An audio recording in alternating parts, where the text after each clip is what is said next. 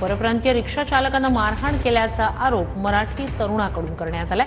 कल्याण station परिसरात परप्रांतीय रिक्षा चालकांची दादागिरी असल्याचा आरोप या तरुणाकडून करण्यात येतोय।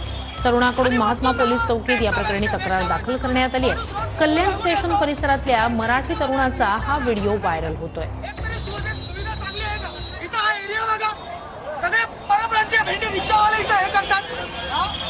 आणि वरतून जावं त्यांचा वेश्या व्यवसाय चालू आहे।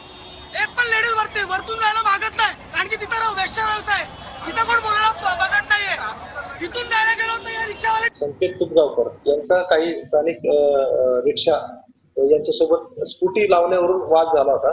तर त्यामध्ये रिक्षावाल्यासोबत पण त्यांचा काही वादावादी झाली होती।